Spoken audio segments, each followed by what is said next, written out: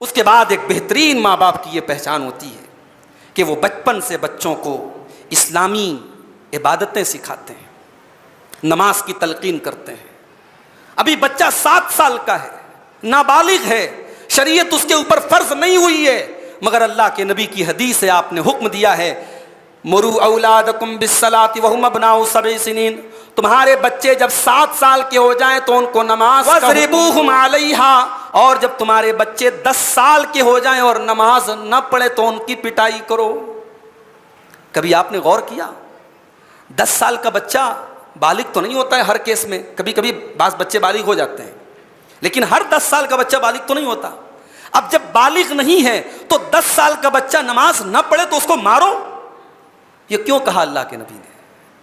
इसलिए कि जिस बच्चे को आपने 7 साल की उम्र से नमाज की पाबंदी सिखाई है, फजर में आपके साथ जा रहा है, ज़ोहर में आपके साथ जा रहा है, असर में आपके साथ जा रहा है, 5 टाइम आपके साथ जा रहा है, जाड़ा गर्मी बरसात हर मौसम में जा रहा है, तो वो बच्चा 7 से लेकर के 8, 8 से लेकर के 9 और 9 से लेकर के 10, 3 साल तक लगातार जब आपके साथ नमाज पढ़ेगा, तकरीबन 1000 दिन तक वो डेली आपके साथ नमाज पढ़ेगा।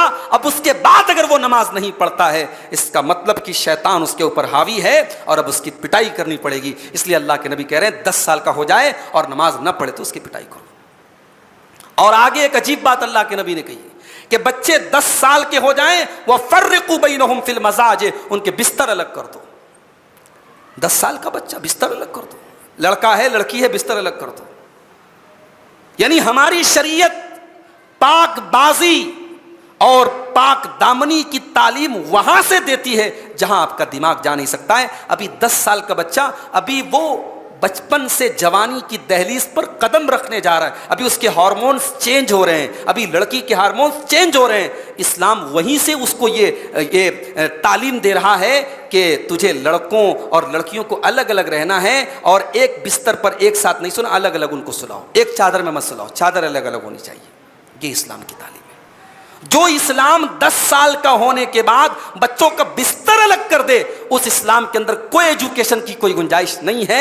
हमने और आपने अपने लिए रास्ते निकाल के रखे हैं। माफ कीजिएगा, ये कोई एजुकेशन भी बहुत सारे मसाइल की जड़ है। और आज जो कॉलेजों और यूनिवर्सिटीज में जो माहौल है, हम और आप खुश है कि साहब हमारी लड़की तो निकाब में जा रही है, हिजाब में जा रही है, मगर जाहिर है कि जब आप आग की चिंगारी को घास फूस पर डालेंगे तो आग लगनी तय है। जब कोई एजुकेशन का माहौल होगा, जब लड़के लड़की साथ में पढ़ेंगे तो मसाइल पैदा होंगे। और ख़ास तौर से आज आप देख लीजिए मेडिकल लाइन में जो हमारे बच्चे जाते हैं, लड़के लड़कियां जाते हैं, अब जाहिर है कि वहाँ मेडिकल साइंस की जो तालीम होती है उसमें बहुत सारी ऐसी बातें हैं जिसमें पर्दा और जिसमें जो है राजदारी का कोई मसला नहीं रहता। और फिर वहाँ लड़के लड़की जब साथ में क्लास करते हैं तो बहुत ही शर्मिंदगी की बात होती है, बहुत ही अफसोस की बात होती है। तो ये शरीयत की तालीम है, बच्चों को बचपन से नमाज की आदत डलवाओ। इसीलिए अल्लाह ने कुरान में जब नमाज का हुक्म दिया तो फरमाया वामुर अहलका बिस्सलाति वस्तबिर अलैहा, अपने बच्चों को नमाज का हुक्म दो और खुद भी नमाज की पाबंदी करो। सिर्फ खुद नमाज की पाबंदी करने से काम नहीं चलेगा, अपने बच्चों को भी नमाज का हुक्म दो। और इसीलिए अल्लाह के प्यारे नबी ने अपने घर में फर्ज नमाजों के अलावा जो नफली नमाजें हैं उनको घर में अदा करने का हुक्म दिया।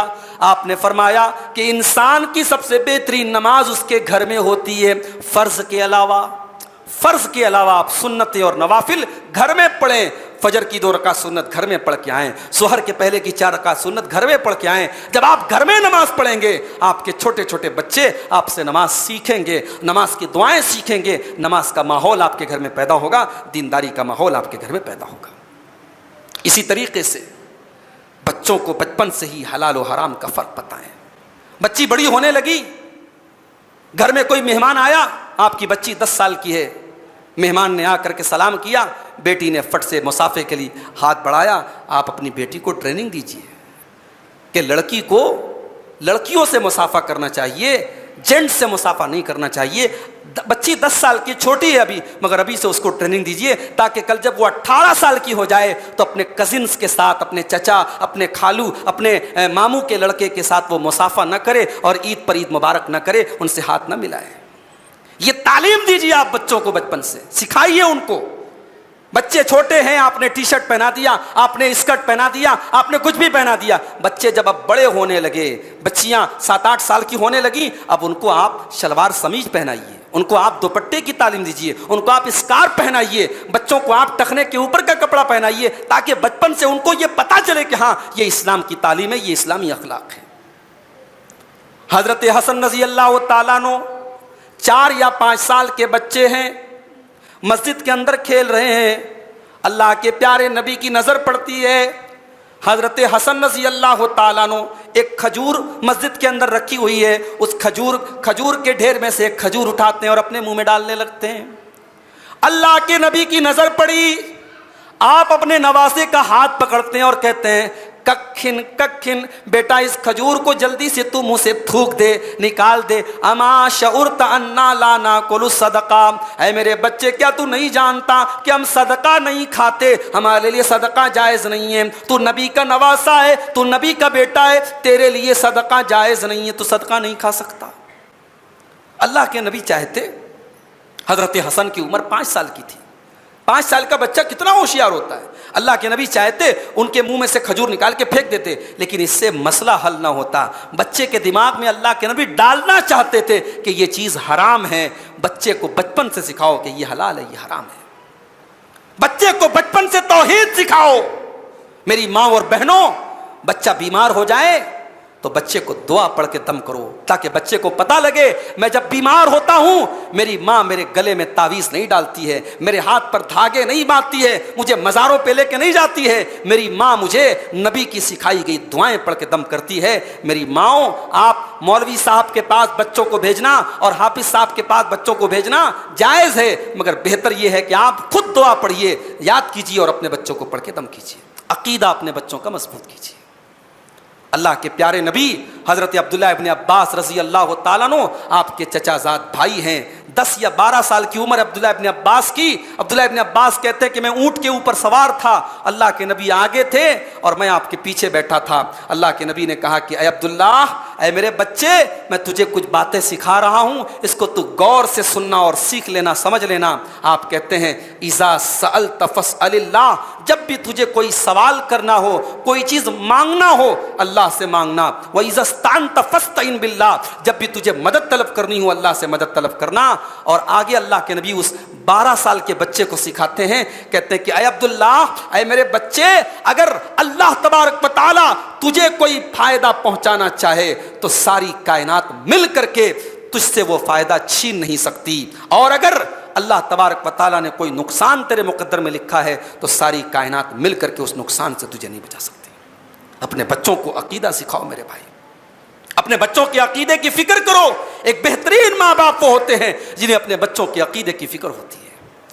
इब्राहीम अलैहिस्सलातु वस्सलाम अल्लाह की बारगाह में दुआ कर रहे हैं, कहते वजुनुबनी व बनिया नाबुदल असनाम, ऐ अल्लाह तू मुझे और मेरी औलाद को बुत परस्ती से बचाना, शिर्क से बचाना। अपने बच्चों के लिए इब्राहीम को अगर ये डर है कि मेरे बच्चे कहीं शिर्क में न पड़ जाएं, तो हम और आप तो बहुत कमज़ोर ईमान के दौर में गुजर रहे हैं मेरे भाइयों। हमें अपने बच्चों के ईमान की फिक्र होनी चाहिए। आज इंसान के मरने का टाइम आता है तो जानते हो वसीयत किस बात की होती है? ज़मीन की, जायदाद की, प्रॉपर्टी की, बैंक बैलेंस की। आज वसीयत इन्हीं सब चीज़ों की होती है ना। लेकिन हज़रत याकूब अलैहिस्सलाम जब दुनिया से जा रहे थे, उनके 12 बेटे थे और 12 बेटे उनकी चारपाई के आसपास खड़े हैं, और हज़रत याकूब अलैहिस्सलाम को अपने बच्चों की प्रॉपर्टी की फ़िक्र नहीं है, अपने बच्चों के कैश रकम की फ़िक्र नहीं है, उन्हें फ़िक्र है तो अपने बच्चों के अकीदे की फ़िक्र है। अल्लाह फरमाता है, अम कुंतुम शुहदा इज़ हज़रा याकूबल मौत इज़ क़ाल लिबनीहि मा ताबुदून मिन बादी। याद करो जब याकूब की मौत का टाइम आया था और उनके बच्चे उनको घेर करके खड़े हुए थे और हज़रत याकूब अपने बच्चों से सवाल कर रहे थे, मा ताबुदून मिन बादी, मेरे बच्चों तुम मेरे बाद किसकी इबादत करोगे? क़ालू नाबुदु इलाहका व इलाहा आबाइका इब्राहीम व इस्माईल व इसहाक़ इलाहन वाहिदा। बच्चे कहते हैं, अब्बा जान हम एक अल्लाह की इबादत करेंगे जिसकी इबादत आप करते थे और जिसकी इबादत हमारे बाप दादा इब्राहीम और इसहाक करते थे, इस्माइल करते थे। अय अब्बा जान आप फिक्र न करें, आप चिंता न करें, हम आपके बाद उसी एक अल्लाह की इबादत करेंगे। तो बच्चों के अकीदे की फिक्र करें मेरे भाइयों, ये भी एक बेहतरीन माँ बाप की पहचान है। बेहतरीन माँ बाप की ये भी पहचान है कि बच्चों को इस्लामी अखलाक व आदाब सिखाएं। कहीं जाएं, बच्चा जा करके पहले सलाम करे। बच्चा घर में आए तो पहले दाहिना पैर डाले। बच्चा मस्जिद में आए तो पहले दाहिना पैर डाले। बाथरूम में जाए तो पहले बायां पैर डाले। ये छोटी छोटी चीजें हैं, बच्चों को सिखाओ। ये हमारे लिए छोटी हैं, मगर आपने बचपन से बच्चे को सिखा दिया तो वो उसके दिमाग पर पत्थर की लकीर बन जाएगी और सारी जिंदगी बच्चा उसको फॉलो करे। अल्लाह अकबर। आपके बच्चे सबसे पहले आपको देखते हैं मेरे भाइयों। आपकी जुबान से आप जो कहते हैं उसको बाद में देखते हैं, आप जो करते हैं उसको पहले देखते हैं। एक बेहतरीन माँ बाप अगर बनना है तो अपने बच्चों के लिए आइडियल बनिए। अगर माँ ये चाहती है कि मेरी बच्ची कल चल करके बाहया बने, बापर्दा बने, तो अपने घर में वो अपनी बच्ची के सामने हमेशा बापर्दा बन के रहे। माफ कीजिए, अगर आपको अपने गरेबान का, अपने कपड़ों का होश नहीं है, अपने दुपट्टे का होश नहीं है, आपको इस बात की कोई परवाह नहीं कि आपने कपड़ा कैसा पहन कर रखा है, आपकी आस्तीन नजर आ रही है कि नहीं आ रही है, आपकी पीठ नजर आ रही है कि नहीं आ रही है, आपका कपड़ा ट्रांसपेरेंट है कि नहीं है, अगर एक माँ इन सब चीजों की फिक्र नहीं करती है तो कल जब उसकी बच्ची जवान होगी तो उससे भी ज्यादा गई गुजरी होगी। माँ अगर पर्दे का ख्याल रखती है, लिबास का ख्याल रखती है, ऑटोमेटिक बच्ची 10 साल की होगी, वो बगैर दुपट्टे के बाहर नहीं निकलेगी। उसको पता होगा कि मेरी माँ कभी बगैर दुपट्टे के बाहर नहीं निकलती। बच्चे सबसे पहले अपने माँ बाप से सीखते हैं, इसलिए अपने बच्चों के लिए आइडियल बनिए। घर में कभी कभी ऐसा होता है मियाँ बीवी के दरमियान झगड़ा होता है, हो सकता है झगड़ा, नेचुरल बात है। अब जब झगड़ा होता है ना तो गुस्से में इंसान कुछ भी बोल देता है। अब शौहर बीवी को गालियां भी दे देता है। बीवी भी जो है, आजकल की बीवियां माशाअल्लाह, शौहर अगर शेर है तो बीवियां सवा शेर हैं, हम तुमसे कम थोड़ी हैं। गाली के जवाब में गाली दे देती हैं। अब बच्चों के सामने गाली दे रहे हैं, ये क्या है मेरे भाई? मियाँ बीवी को अपने झगड़े जहां तक पॉसिबल हो अपने बच्चों के सामने जाहिर नहीं करने चाहिए। हमारे यहाँ तो अजीब बेवकूफ़ी की बात है, मियाँ बीवी में झगड़ा होता है, बीवी जो है बच्चों से कहती है खबरदार अपने बाप से बात मत करना। वो बच्चे को सिखा रही कि बाप से बात मत करना। कभी भी ऐसा मत कीजिए। अपने झगड़ों का शिकार अपने बच्चों को मत बनाइए, वरना उनके दिल और दिमाग में बैठ जाएगी वो बात, तो वो मरते दम तक याद रखेंगे। तो बच्चों को बचपन से इस्लामी आदाब और अखलाक सिखाइए।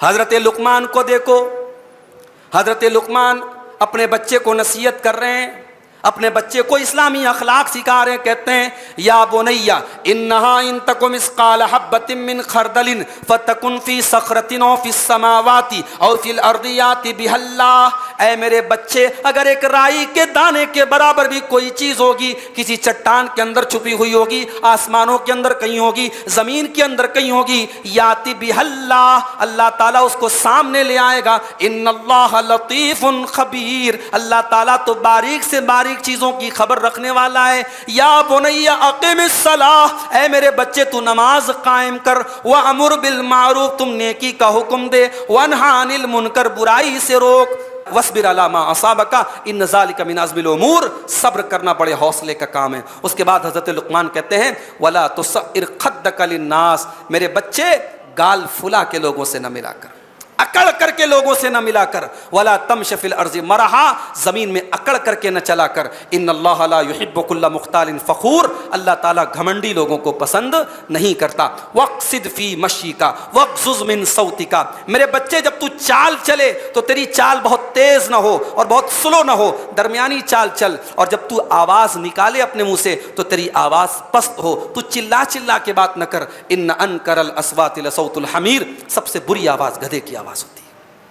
ये अखलाक है, अपने बच्चों को अखलाक सिखाओ। इस्लाम तो ये कहता है कि बच्चों को बचपन से ये सिखाओ कि 3 टाइम ऐसा है कि बच्चे अपनी मां के कमरे में भी जाएं तो इजाजत लेके जाएं। 3 टाइम ऐसा है। कौन से 3 टाइम? इशा की नमाज के बाद, इशा की नमाज के बाद बच्चा अपनी मां के कमरे में जाए तो इजाजत लेके जाए, और फजर के पहले अगर बच्चा जा रहा है तो इजाजत लेके जाए, और दोपहर के आराम के टाइम, कैलूला के टाइम अगर बच्चे माँ के कमरे में जाएं तो इजाजत लेके जाएं। ये इस्लाम की तालीम है, ये अखलाक है, ये इस्लामी आदाब है। अपने बच्चों को बचपन से सिखाओ मेरे भाइयों। बच्चियों को बताओ कि लड़की, तुम लड़की हो, तुम्हें लड़कियों से मुसाफा करना है, लड़कों से मुसाफा नहीं करना है। उनको बचपन से ये इस्लामी अखलाक व आदाब सिखाओ। खाना खाने बैठे, बच्चा बाएं हाथ से खा रहा है, आपको कोई प्रॉब्लम नहीं है, बच्चे को सिखाओ। हजरत उमर बिन अबू सलमा अल्लाह के नबी के सौतेले बेटे थे, अल्लाह के नबी की परवरिश में रहते थे। हजरत उमर बिन अबू सलमा कहते हैं, मैं खाना खा रहा था और पूरी प्लेट में मेरा हाथ घूम रहा था। अल्लाह के नबी ने फरमाया, ऐ बच्चे बिस्मिल्लाह पढ़, सम्मिल्लाह बिस्मिल्लाह पढ़, वकुल बेयमीनिक, दाहिने हाथ से खाना खा, वकुल मिम्मा यलीक, और अपने सामने से खाना खा, पूरी प्लेट में हाथ को मत फिरा। हजरत उमर बिन अबू सलमा कहते हैं कि नबी ने एक बार सिखाया, सारी जिंदगी में जब भी खाना खाता था इसी तरीके पर खाना खाता। बच्चों को बचपन में जो सिखा दो वो पत्थर की लकीर बन जाती है, बच्चे उसके आदी बन जाते हैं। इसलिए बेहतरीन माँ बाप अपने बच्चे के लिए आइडियल बनते हैं। और एक बात बताऊं, बच्चा जब पैदा होता है तो फितरत पर पैदा होता है, बच्चा तौहीद पर पैदा होता है, बच्चा कब्र परस्त पैदा नहीं होता, बच्चा मुशरिक पैदा नहीं होता, बच्चा यहूदी पैदा नहीं होता, बच्चा ईसाई पैदा नहीं होता, बच्चा मुसलमान पैदा होता है। और बच्चे को यहूदी और ईसाई और मजूसी और मुशरिक बनाने वाले उसके माँ बाप होते हैं। ये मैं नहीं कह रहा हूं, अल्लाह के नबी की हदीस है, बुखारी और मुस्लिम की रिवायत। अल्लाह के नबी फरमाते हैं, हर बच्चा फितरत पर पैदा होता है, उसके माँ बाप उसे यहूदी बनाते हैं, उसके माँ बाप उसे क्रिश्चियन बनाते हैं, उसके माँ बाप उसे मजूसी बनाते हैं। जैसे जानवर का, ऊंट का बच्चा पैदा होता है, अल्लाह के नबी ने फरमाया, कभी किसी ऊंट के बच्चे को देखा है कि वो नाक का कटा पैदा हो, उसकी नाक ना हो, उसका कान ना हो, वो भरपूर पैदा होता है। ऐसे इंसान का बच्चा जब पैदा होता है तो भरपूर अकीदे पर पैदा होता है, तौहीद पर पैदा होता है, उसके माँ बाप उसे यहूदी और ईसाई बनाते हैं। बच्चों के साथ लाड प्यार कीजिए, ये भी एक बेहतरीन माँ बाप की अलामत है। बाज़ लोग कहते हैं, साहब मेरे बच्चे तो मुझसे बहुत डर के रहते हैं, मैं घर में जाता हूं, मेरे बच्चे क्या मजाल है मेरे सामने सर उठा के बात कर सके। यह कोई अच्छी बात नहीं है जिसको आप फख्र के साथ बयान कर रहे हैं। यह मेरे नबी की सुन्नत नहीं है कि आपके बच्चे आपसे ढंग से बात ना करें। और बड़े अफसोस के साथ मुझे कहना पड़ता है, खास तौर से लड़कियों के मामले में हम और आप बहुत नाइंसाफी करते हैं। कितने घरों में बेटियां तरस जाती हैं अपने बाप की जुबान से कभी बैठ करके मीठी चंद मिनट बात सुनने के लिए। कभी मोहब्बत से बाप बेटियों से बात नहीं करता है। बाज़ घरों में हमने ये तरीका देखा है। और आज जो हालात बिगड़े हैं, जो फितने फैल रहे हैं, और मुसलमान लड़कियां जो बड़ी तेजी के साथ मुर्तद हो रही हैं, मुझे इजाजत दीजिए ये कहने की कि उसके जिम्मेदार कहीं ना कहीं हम और आप हैं।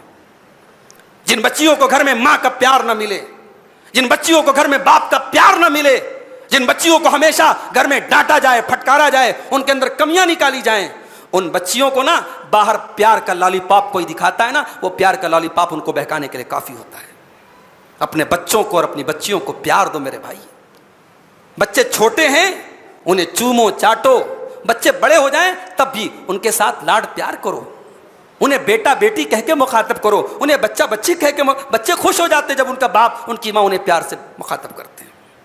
अल्लाह के नबी अपने नवासे हजरत हसन को चूम रहे थे। एक देहाती आदमी आया, कहा कि आप बच्चे को चूम रहे? मेरे तो 10 बच्चे हैं, मैंने तो आज तक किसी बच्चे को नहीं चूमा, आपको मैं देख रहा हूं कि आप अपने नवासे को चूम रहे हैं। अल्लाह के नबी ने फरमाया कि अगर अल्लाह ने तेरे दिल से रहम को निकाल दिया तो मैं क्या कर सकता हूं। और एक हदीस में आपने फरमाया, मल्ला यरहम ला युरहम, जो रहम नहीं करता उसके ऊपर रहम नहीं किया जा सकता।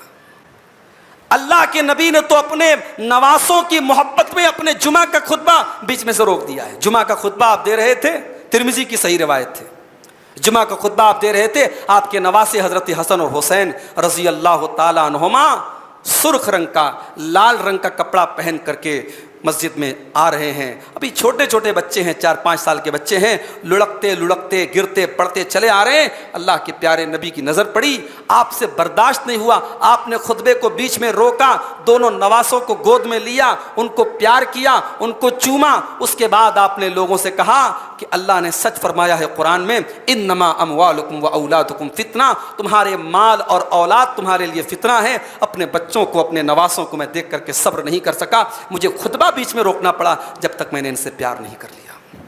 बच्चों को प्यार दो मेरे भाई। हजरत लुकमान अपने बच्चे को नसीहत कर रहे हैं ना, बच्चा कोई छोटा मोटा बच्चा नहीं है, बच्चा जवान है, जवान बच्चे को नसीहत कर रहे हैं तो या बोनैया, ऐ मेरे बच्चे कह के मुखातब कर रहे हैं।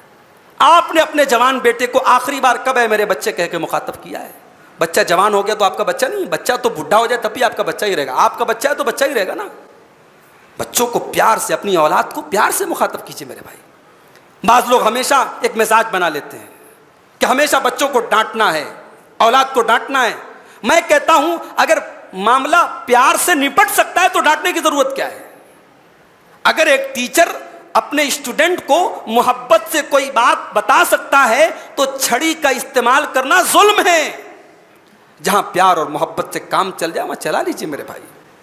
हजरत इब्राहीम अलैहिस्सलाम अपने जवान बेटे से कहते हैं कि बच्चे, मैंने ख्वाब देखा है कि मैं तुझे ज़बह कर रहा हूं।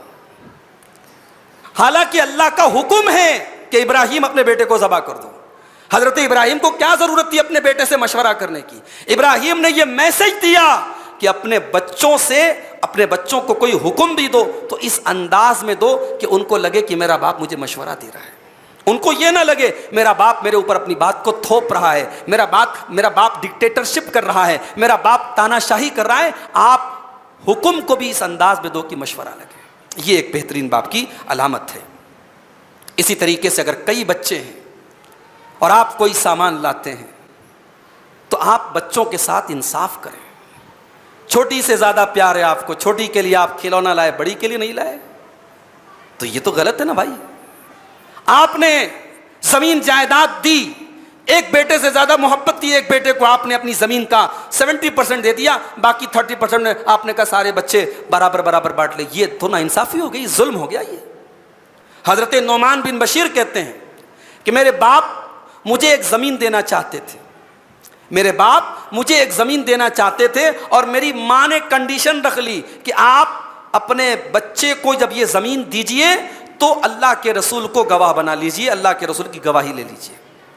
हजरत नोमान कहते जब मेरे वालिद अल्लाह के रसूल के पास आए और अल्लाह के रसूल सल्लल्लाहु अलैहि वसल्लम से जिक्र किया कि अल्लाह के रसूल, मैं अपने बच्चे नोमान को ये ज़मीन देना चाहता हूँ और मैं आपको गवाह बनाना चाहता हूँ, तो अल्लाह के नबी ने पहला सवाल यही किया कि क्या आपके और भी बच्चे हैं? हाँ अल्लाह के रसूल, और भी बच्चे हैं। क्या आपने सबको दिया है? अल्लाह के रसूल, सबको नहीं दिया है। नबी ने बड़े सख्त अल्फाज में कहा, इत्तकुल्लाह वादिलू बैना औलादिकुम, अल्लाह से डरो और अपनी औलाद के साथ इंसाफ करो। औलाद अगर नाशुक्री है, औलाद अगर नालायक है, औलाद अगर आपके हुकूक अदा नहीं करती है, तब भी आपको इस बात का अधिकार नहीं है, तब भी आप इस चीज के लिए ऑथोराइज्ड नहीं हैं, तब भी आपको इस बात की इजाजत नहीं है कि आप अपनी औलाद को अपनी वरासत से महरूम कर दें। औलाद के साथ इंसाफ करो मेरे भाई। हाँ, एक होता है कि सामान देना है आपको, जमीन जायदाद देना है, कोई चीज देना है, उसमें आपको बराबर बराबर देना है। और एक होती है दिल की मोहब्बत। दिल में किसी एक औलाद की मोहब्बत कम हो सकती है, किसी की ज़्यादा हो सकती है, इस पर किसी का कंट्रोल नहीं है। अल्लाह के नबी की 9 बीवियाँ एक साथ थीं, सबकी आपने बारी मुकर्रर की थी, एक दिन इसके यहाँ, एक दिन उसके यहाँ, एक दिन उसके यहाँ। खाना बनता था बराबर से सबको देते थे, चीज़ आती थी बराबर से देते थे, मगर मोहब्बत हज़रत आयशा से ज़्यादा करते थे। और जब आप अपनी बीवियों को कोई चीज़ बांटते थे तो कहते थे, अल्लाहुम्मा हाज़ा क़िस्मी फ़ीमा अमलिक, आय अल्लाह, ये जो बंटवारा मैंने किया है ये उस चीज़ का बंटवारा है जो मेरे इख्तियार में है। आय अल्लाह, जो चीज़ मेरे इख्तियार के बाहर है, मेरे कंट्रोल के बाहर है, आय अल्लाह उस पर तू मेरी पकड़ मत करना। अल्लाह अकबर। तो इसलिए मोहब्बत किसी बच्चे से ज़्यादा हो सकती है, मगर उस मोहब्बत को जाहिर भी मत करना।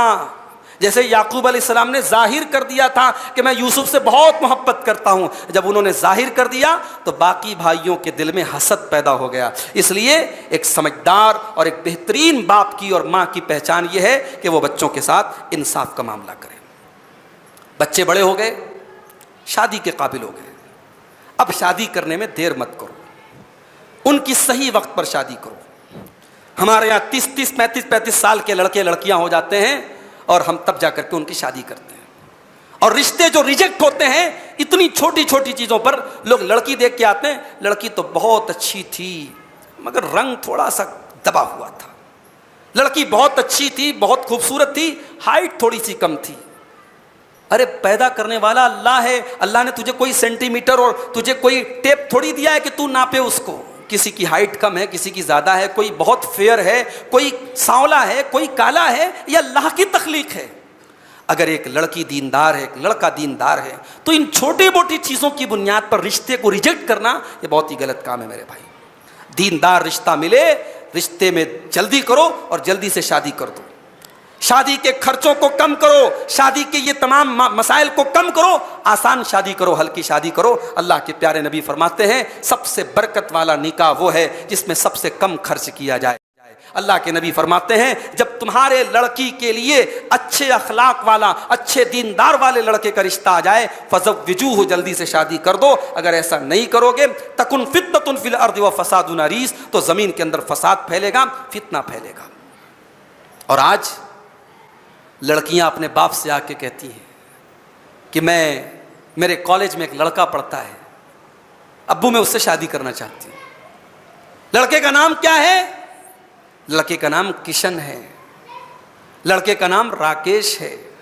और कितने बेगैरत बाप हैं कि वो ऐसे लोगों के साथ अपनी लड़कियों की शादी कर देते हैं। अल्लाह ने सूरह बकरा में फरमाया वला तनकिहुल मुशरिकात, मुशरिका औरतों से निकाह मत करो जब तक कोई ईमान न ले आए। वला अमतुन मुमिनतुन खैरुम मिन मुशरिकतिन, एक मुसलमान लौंडी अगर है तो वो एक मुशरिक औरत है जो आज़ाद है, उससे बेहतर एक मुसलमान लौंडी है। और आगे अल्लाह फरमाता है वला तुनकिहुल मुशरिकीना, और ए मुसलमानों अपनी लड़कियों की शादी मुशरिक मर्दों से मत करो, हत्ता युमिनू, जब तक वो ईमान न ले आए। वला अब्दुन मुमिनुन खैरुम मिन मुशरिकिन, और एक मोमिन गुलाम ज़्यादा बेहतर है एक मुशरिक आज़ाद आदमी से। अच्छा, ऐसा भी केस आता है मेरे पास, कभी कभी ऐसे भी फ़ोन आते हैं, मौलवी साहब एक मुसलमान लड़की है, गैर मुस्लिम लड़के के साथ उसका अफेयर है, अब वो गैर मुस्लिम लड़का इस्लाम कबूल करना चाहता है। ये बिल्कुल बकवास बात है। जिस लड़की को हासिल करने के लिए वो लड़का इस्लाम कबूल कर रहा है, इस बात की कोई गारंटी नहीं कि वो कितने दिन तक इस्लाम पर कायम रहेगा। जो इस्लाम एक दीन पढ़ करके और समझ करके कबूल करेगा, उसके बारे में तो आप गारंटी दे सकते हैं। जो लड़की को हासिल करने के लिए इस्लाम कबूल करेगा, उसकी क्या गारंटी है? और ख़ास तौर से ऐसे माहौल में जबकि बाकायदा फंडिंग की जा रही हो, लाखों करोड़ों रुपए खर्च किए जा रहे हो कि तुम मुसलमान लड़कियों से शादी करो, उनके मज़हब को ख़राब करो, उनकी आबरू को ख़राब करो, हम तुम्हें जॉब देंगे, हम तुम्हें पैसा देंगे, हम तुम्हें मकान देंगे। जब इस तरीके की बाकायदा प्लानिंग की जा रही हो, ऐसे माहौल में अगर कोई मुसलमान लड़की किसी गैर मुस्लिम लड़के के साथ जो है वो शादी करना चाहती है और कहती है कि वो जो है वो इस्लाम कबूल करना चाह रहा है, मैं ऐसी तमाम अपनी बहनों से कहना चाहूँगा, अगर मेरी आवाज़ सोशल मीडिया के ज़रिए भी ये वीडियो जाएगा, अगर मेरी आवाज़ ऐसी बहनों तक जा रही है, अल्लाह के वास्ते होश नाखून लो, अक्ल इस्तेमाल करो। जो लड़का आपको पाने के लिए इस्लाम कबूल करने की बात कर रहा है, वो कभी भी इस्लाम के साथ मुखलिस नहीं होगा, वो आपके साथ भी मुखलिस नहीं होगा। आप ऐसे लड़के के साथ रिश्ता मत रखिए, ख़त्म कीजिए और उसके तमाम चीज़ों को ख़त्म कीजिए, वरना यह आपके लिए बहुत डेंजरस साबित होगा, दुनिया में भी और आखिरत में। तो अपनी औलाद के लिए आप नेक रिश्ता चुनिए, अपने लड़के के लिए अच्छी बहू लाइए, अपनी लड़की के लिए अच्छा दामाद चुनिए। लड़की के अगर बाप है तो आप लड़की के मामले में दयूस मत बनिए। जवान लड़की है, बेपर्दा घर से निकल रही है, आपको कोई फर्क नहीं पड़ रहा है, नहीं मेकअप करके, लिपस्टिक लगा करके, क्रीम लगा करके, मस्कारे लगा करके, और दुनिया भर की पता नहीं इतनी चीजें हैं कि मुझे तो बहुत सारी चीज़ों के नाम भी नहीं पता है, हालांकि मैं शादीशुदा हूं, लेकिन मुझे नाम भी नहीं मालूम है। इतनी तरीके के फाउंडेशन और जो है क्रीम आती हैं कि अल्लाह ही रहम फरमाए। बाज़ औक़ात तो ऐसा होता है ना कि औरतें मेकअप करने के बाद अपने मोबाइल का फेस लॉक खोलती है तो मोबाइल कबूल ही नहीं करता कि तेरा फेस तो बदल चुका है, मोबाइल नहीं पहचान रहा है। वो एक लतीफ़ा है कि एक औरत जो है अपने बच्चे के साथ ब्यूटी पार्लर गई और उसके बाद जब बाहर निकली तो वो औरत अपने बच्चे की उंगली पड़ती है, वो कहती है आंटी आप कौन? बोली मैं तेरी माँ हूँ, पहचान नहीं पा रहे बच्चा। तो अब बाप बेटी को इतना सजा करके संवार करके कॉलेज छोड़ने जा रहा है, मार्केट लेके जा रहा है, तो भाई साहब ये दयूसियत है, ये बेगैरती है और ये अल्लाह ताला के यहाँ नाकाबिले माफ़ी गुनाह है। अल्लाह के नबी फरमाते हैं 3 लोग ऐसे हैं अल्लाह ताला क़यामत के दिन उनकी तरफ देखेगा भी नहीं। कौन 3 लोग? नंबर 1 अल-आक़ लिवालिदैहि, अपने माँ बाप को सताने वाला। नंबर 2 वल-मरअतुल मुतरज्जिला, मर्दों को कॉपी करने वाली औरत। और नंबर 3 अद-दय्यूस, बेगैरत मर्द, जिसकी लड़की बेगैरती करे, जिसकी बहन बेगैरती करे, जिसकी बीवी बेगैरती करे और उसके माथे पर कोई बल न पड़े। बागैरत जो मर्द होगा, जो बागैरत बाप होगा, वो कभी अपनी बेटी को इस तरीके से अपनी जानकारी में जाने नहीं देगा। उसको उल्लू बना के चली जाए अलग बात है, उसके सामने उसकी बेटी बेपर्दा होकर निकलेगी। एक बागैरत बाप कभी गवारा नहीं करेगा। औलाद के ऊपर कभी बद्दुआ ना करें। खास तौर से ये औरतें हमारी जो होती है ना, जज्बाती होती हैं, कभी कभी गुस्से में कह देती जा तू मर जाए, हलाक हो जाए। कभी भी अपनी औलाद के लिए बद्दुआ मत कीजिए, इसलिए कि आप नहीं जानते जब आपने अपनी जुबान से बद्दुआ के अल्फाज निकाले हैं, हो सकता है वो कोई कबूलियत की घड़ी हो और आपकी बद्दुआ कबूल हो जाए अल्लाह के यहाँ और आपके बच्चे की जिंदगी बर्बाद हो जाए। इसीलिए अल्लाह के नबी फरमाते ला तदऊ अला अनफुसिकुम, अपने ऊपर कभी बद्दुआ मत करो। वला तदऊ अला औलादिकुम, अपनी औलाद के ऊपर कभी बद्दुआ मत करो। ला तुआफिकू सातन, कहीं ऐसा ना हो कि तुम कबूलियत की घड़ी को पा जाओ और तुम्हारी बद्दुआ कबूल हो जाए। और वैसे 3 दुआएं ऐसी होती हैं जो कबूल होती हैं। उन 3 दुआओं में दावतुल मजलूम, मजलूम की दुआ, मजलूम की बद्दुआ कबूल होती है। वह दावतुल मुसाफिर, मुसाफिर की दुआ कबूल होती है। वह दावतुल वालिद अला वलदिही, और माँ बाप की बद्दुआ औलाद के लिए भी कबूल हो जाती है। इसलिए खबरदार अपनी औलाद के लिए कभी बद्दुआ आप ना करें। अब एक चीज़ ये भी समझ लीजिए, किसी को सिर्फ बेटियां हैं या किसी को ज़्यादा बेटियां हैं तो इस पर कभी अफसोस मत करो मेरे भाई। अगर आपको सिर्फ बेटियां हैं और अभी और चांस है, अल्लाह से दुआ करो अल्लाह बेटा दे दे। चांस नहीं है, सब्र करो भाई। बेटियां आपके हक में इंशाअल्लाह बेटे से ज़्यादा रहमत होगी। साहब मेरी नस्ल कैसे चलेगी, मेरे बाद कौन मुझको याद करेगा, मेरे नबी की नस्ल कैसे चली। मेरे नबी को तो अल्लाह ने कोई औलाद नरीना नहीं न दी। मेरे नबी का कोई बेटा नहीं है, जो बेटे पैदा हुए सब बचपन में इंतकाल कर गए। मगर आज पूरी दुनिया में जहां भी इस्लाम है, अशहदु अन्ना मुहम्मद रसूलुल्लाह की सदाएं बुलंद होती हैं। मेरे नबी का नाम जिंदा है और क़यामत तक जिंदा रहेगा। तो औलाद से नाम जिंदा नहीं रहता है, नाम जिंदा रहता है आपके कारनामे से, नाम जिंदा रहता है आपकी नेकियों से। और आपकी बेटियों को भी आप दीनदार बनाएंगे, इंशाअल्लाह वो आपका नाम रोशन करेंगे। तो ये अल्लाह की मशीयत है, इस पर राजी हो जाइए। यह बोले मन यशाउ इनासा, अल्लाह जिसे चाहता है बेटियां देता है। वह यह बोले मन यशाउ ज़ुकूर, जिसे चाहता है बेटा देता है। औ युज़व्विजुहुम ज़ुकरान व इनासा, जिसे चाहता है लड़का लड़की दोनों देता है। व यजअलु मन यशाउ वक़ीमा, जिसे चाहता है बे औलाद कर देता। अल्लाह की मशीयत है। और अगर बेटी हुई है उसकी कद्र करो मेरे भाई। बेटी आपके लिए मग़फ़िरत का परवाना लेके आई है। हज़रत आयशा कहती हैं, मैं घर में बैठी हुई थी, एक भीख मांगने वाली औरत आती है, उसके साथ 2 छोटी छोटी बच्चियां हैं। उसने खाने की कोई चीज़ मुझसे मांगी, मेरे पास नहीं थी। मैंने घर में तलाश किया तो बड़ी मुश्किल से खजूर मिली। मैंने औरत के हाथ में खजूर थमाई, उस औरत ने खजूर के 2 टुकड़े किए, एक इस बच्ची को दिया, एक इस बच्ची को दिया, और खुद उस औरत ने कुछ नहीं खाया। पता नहीं कब की भूखी थी बेचारी, उसने अपनी बच्चियों को खिला दिया और खुद कुछ नहीं खाया। हज़रत आयशा कहती है, मैं ये मंजर देख करके मुझे बड़ा अजीब सा लगा। जब अल्लाह के नबी सल्लल्लाहु अलैहि वसल्लम आए और मैंने आपसे कहा कि अल्लाह के नबी, आज मैंने ऐसा मंजर देखा कि माँ को 1 खजूर मैंने दी तो उस 1 खजूर को भी माँ ने अपनी दोनों बच्चियों को बांट दिया।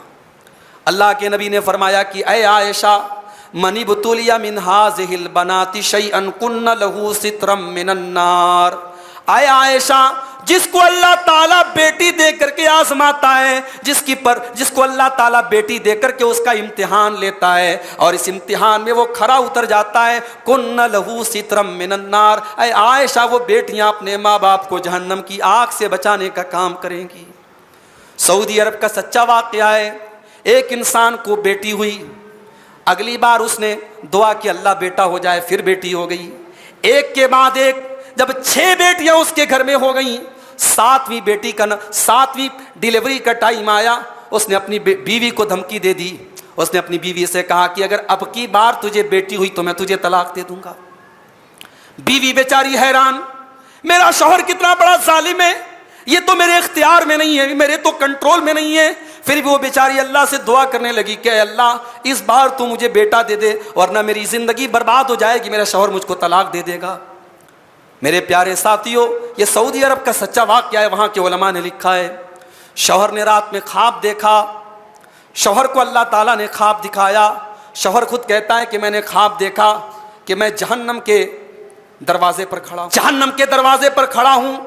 अल्लाह के फरिश्ते मुझे जहन्नम में ले जाने के लिए तैयार हैं, मुझे जहन्नम की तरफ लेके जा रहे हैं। जब जहन्नम के दरवाजे पर मैं पहुंचा तो सबसे बड़ी बेटी, सबसे पहली बेटी उस जहन्नम के दरवाजे पर खड़ी है और वो फरिश्तों से कहती है कि ओ फरिश्तों, ये मेरा बाप है, इसने बड़ी मोहब्बतों से पाला है, इसने बड़ी मोहब्बतों से मेरा ख्याल रखा है। ऐ फरिश्तों, इसको तुम जहन्नम में न डालो, इसको माफ़ कर दो। उसके बाद फरिश्ते मुझे वहां से हटा के लेके गए। फिर जहन्नम के अगले गेट पर गए। जहन्नम के अगले गेट पर मेरी दूसरी बेटी खड़ी थी। उस दूसरी बेटी ने फरिश्तों से कहा, ऐ फरिश्तों, ये मेरा बाप है, इसने बड़ी मोहब्बतों से मुझे पाला है, इसको छोड़ दो, हमारी वजह से इसको छोड़ दो, इसको जहन्नम की। उसके बाद तीसरे दरवाजे पर पहुंचा। तीसरे दरवाजे पर तीसरी बेटी खड़ी है, चौथे दरवाजे पर चौथी बेटी खड़ी है, पांचवें दरवाजे पर पांचवी बेटी खड़ी है और छठे दरवाजे पर छठी बेटी खड़ी है। वो इंसान कहता है, जब छठे दरवाजे के पास मेरी छठी बेटी ने भी फरिश्तों से कहकर के मुझको बचा लिया, तो जहन्नम के चूंकि 7 ही दरवाजे हैं, जब आखिरी दरवाजा था, जब मैं आखिरी दरवाजे पर पहुंचा, वहां मेरी कोई बेटी नहीं थी। मैं दिल मसोस के रह गया, मेरा दिल तड़प उठा और मैंने सोचा कि काश मेरी एक और बेटी होती और इस आखिरी दरवाजे पर भी वो मुझे बचा लेती, लेकिन वहां कोई और बेटी नहीं थी और फरिश्ते मुझे उस जहन्नम की आग में लेके जाने लगे।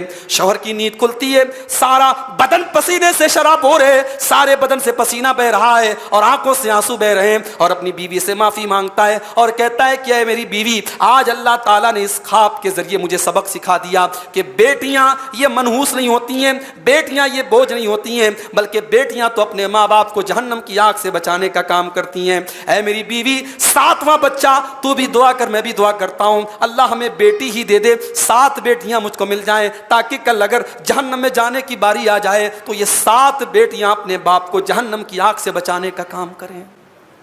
ये होता है बेटी का मकाम। और इसीलिए अल्लाह के प्यारे नबी ने सही मुस्लिम के हदीस में फरमाया, मन आला जारियतैनी, जिसने 2 लड़कियों की परवरिश की, जिसने 2 लड़कियों को पाला, हत्ता तबलुगा, यहां तक कि वो दोनों लड़कियां जवान हो गईं, जा यौमल क़ियामा, अल्लाह के नबी अपनी दोनों उंगलियों से इशारा करके फरमाते हैं कि वो कयामत के दिन जब आएगा तो मेरे साथ रहेगा, जैसे ये दोनों उंगलियां एक दूसरे के साथ हैं, जैसे ये दोनों उंगलियां एक दूसरे के साथ अटैच हैं, वो जन्नत में मेरे साथ अटैच रहेगा, वो जन्नत में मेरे साथ रहेगा। ओ बेटियों वालों, तुम्हें अल्लाह ने अपने नबी के साथ रहने का मकाम दिया है, बस करना इतना है, इस इम्तिहान में अपने आप को खरे उतार लेना है, अपनी बेटियों की सही परवरिश करनी है, उनकी जवानी तक उनको ज़माने की गंदी निगाहों से बचाना है और अच्छी और दीनदार जगह उनकी शादी करना है। ये काम अगर आपने कर लिया तो इंशाअल्लाह ये बेटियां आपको जहन्नम की आग से बचाने का काम करेंगी। और मेरे प्यारे साथियों, आखिरी चीज़ ये है, अपनी औलाद को टाइम दो, अपनी औलाद को वक्त दो। आज कितने बच्चे हैं तरसते हैं अपने बाप के वक्त के लिए, कितने बाप हैं दिन भर ऑफिस में काम करते हैं, रात में आते हैं मोबाइल में लगे रहते हैं, कितनी माएँ हैं दिन भर किचन में रहती हैं, रात में मोबाइल पे लगी रहती हैं। बच्चे तरस जाते हैं माँ से चंद बातें सुनने के लिए, बच्चे तरस जाते हैं बाप से चंद बातें सुनने के लिए। अल्लाह के वास्ते अपने बच्चों को जीते जी यतीम न बनाओ, अपने बच्चों को टाइम दो मेरे भाइयों, अपनी ज़िंदगी का कीमती वक्त अपने बच्चों को दो। अरबी का एक शायर कहता है, लईसल यतीम मन इंतहा अबवाहु मिन हम्मिल हयाती व खल्लफाहु ज़लीला, यतीम वो नहीं है जिसके माँ बाप उसे दुनिया में छोड़ के चले जाएं। इन्नल यतीम हुवल्लज़ी तल्क़ा लहू उम्मन तखल्लत औ अबम मशगूला, यतीम तो वो है जिसकी माँ बहुत बिजी हो और जिसके बाप के पास उसके लिए फुर्सत ना हो। इतने बिजी मत बनो, इतने मसरूफ मत बनो कि बच्चों के साथ खेलने का टाइम नहीं है, बच्चों की शरारतें देखने का टाइम नहीं है, बच्चों के स्कूल के वर्क देखने का टाइम नहीं है। अपने बच्चों को वक्त दो मेरे भाई, ये ज़िंदगी का सबसे कीमती पीरियड है और औलाद का हक है। तो ये एक बेहतरीन माँ बाप की कुछ क्वालिटीज़ थी जो मैंने आपके सामने बयान की। जो हम में से साहिब औलाद हैं, अल्लाह ताला इन चीज़ों पर उन्हें अमल करने की तौफीक अता फरमाए। जो आगे चल करके शादीशुदा होंगे और औलाद वाले बनेंगे, अल्लाह ताला उन्हें इन चीज़ों पर अमल करने की तौफीक अता फरमाए। रब्बुल आलमीन हमारी हम में से जो साहिब औलाद हैं उनकी औलाद को नेक बना दे, और जो औलाद की नेमत से अब तक महरूम हैं अल्लाह उनको नेक औलाद से नवाज दे। रब्बुल आलमीन हमारे तमाम मसाइल को हल फरमा दे, हमारे दिलों की बीमारियों को और तकलीफ़ों को अल्लाह रब्बुल आलमीन दूर फरमा दे। जो हम में बीमार हैं अल्लाह उनको शिफाए कामिल आजिल अता फ़रमाए। जो रोज़ी रोटी से परेशान हैं अल्लाह उनके कारोबार में बरकत नसीब फ़रमाए। रब्बुल आलमीन जो हम में से किसी भी किस्म की ज़हनी और जिस्मानी तकलीफ़ में हैं, अय अल्लाह तो उनकी तकलीफ़ को दूर फरमा ले। अय अल्लाह इस वक्त मुल्क के हालात, अय अल्लाह तू ज़्यादा बेहतर जानता है, तू दिलों का हाल जानने वाला है, तू मज़लूमों की सदाओं को सुनता है, तू ज़ालिमों के अंजाम को तू अच्छी तरीके से जानता है। अय अल्लाह तो जुल्म करने वालों को उनके अंजाम तक पहुँचा दे। अय अल्लाह तो हमारे जान व माल की, हमारे इज़्ज़त व आबरू की हिफाजत कर। अय अल्लाह जो हमारे साथ चालें चल रहे हैं, हमारे साथ साजिशें कर रहे हैं, अय अल्लाह तो उनकी साजिशों को नाकाम करके उन्हीं के हक़ में मुसीबत बना दे। अय अल्लाह तू अपने दुश्मनों को आपस में लड़ा दे, उनकी सफ़ों में इंतशार पैदा फरमा दे। और अय अल्लाह तू अपने मुसलमान और मोमिन बंदों की सफ़ों में इत्तिहाद पैदा फरमा दे। रब्बुल आलमीन जो हम में से नमाज से दूर हैं उनको नमाजी बना दे, जो कुरान से दूर हैं उन्हें कुरान से जुड़ने वाला बना दे, जो नबी से दूर हैं उन्हें नबी का चाहने वाला बना दे, जो तौहीद से दूर हैं अय अल्लाह उन्हें तौहीद वाला बना दे। अय अल्लाह जब तक हम दुनिया में ज़िंदा रहें इस्लाम पर ज़िंदा रहें, और जब हमारा ख़ात्मा हो ईमान पर हमारा ख़ात्मा हो। अल्लाहुम्मा इन्नका अफ़ुव्वुन तुहिब्बुल अफ़्व फ़अफ़ु अन्ना।